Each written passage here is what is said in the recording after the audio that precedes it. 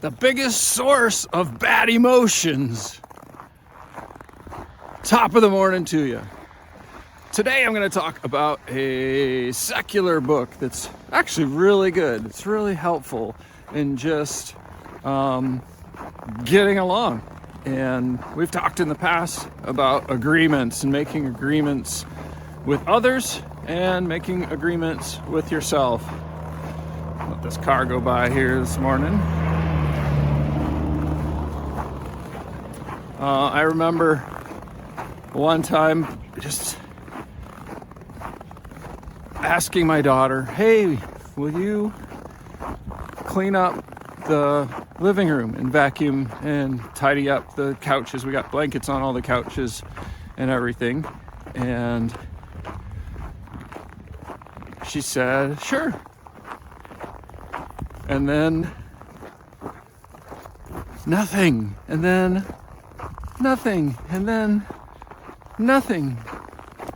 And I get all like bent out of shape and worked up over it, and she's spiting me, and she's not doing it, and she said she would do it, and she's a liar, and I'm a horrible father because I got a lying kid, and oh my gosh, it's so horrible.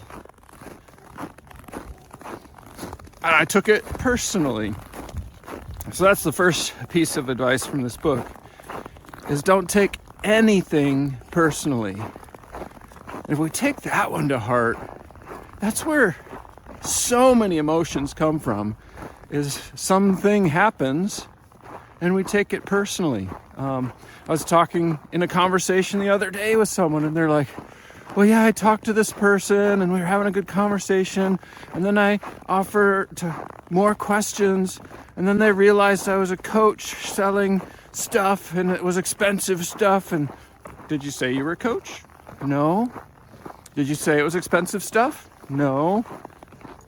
Do you think they might just be busy? Oh. Do you think, since you're chatting with them on LinkedIn, that maybe they just aren't on LinkedIn all the time? Maybe they have a job and a family and work? Oh, you're right. And so the conversation chimed back up, and they eventually got the sale because they were serving and giving and loving and not taking it personally, the messages that aren't even the messages that are being sent. This goes alongside the agreements talk we had about a long time ago. Back to my first story. Hey, child of mine, will you clean up the living room today before dinner time? Could you agree to do that? Oh yeah, I can do that. And then I'm not waiting days and days wondering when it's going to happen, because I made a horrible agreement on the first example. We can make a better agreement. And when we make a wrong agreement, it's come together, communicate. Don't take it personally. Don't take anything personally. Let it all go. Look at it objectively. Jesus walked this earth, and he never took anything personally. He took it offensive to God. He flipped the tables because it's God's house. That wasn't about Jesus. Well, except that he's God too.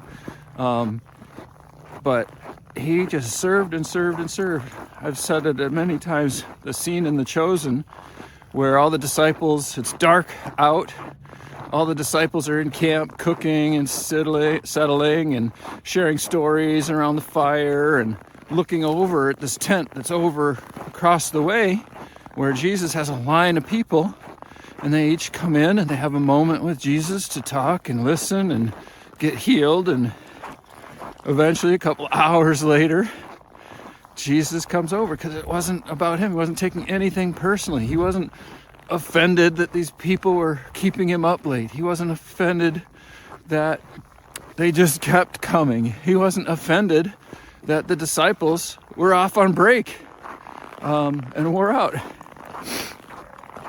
He was offended a few times in the Garden of Gethsemane before his arrest and crucifixion, when he was praying and they fell asleep.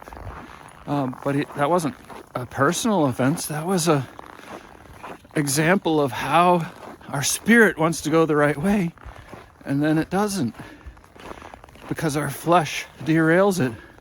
Our worldly sense derails it. So take that to heart and see where that lies on your emotions that we talked about the last couple days, because that can be a huge trigger and source of emotions that don't serve us, don't serve anybody around us, and don't serve God's kingdom. You be blessed. If you want to talk about where you're taking things personally, join us for Roundtable on Tuesdays at 11:30 a.m.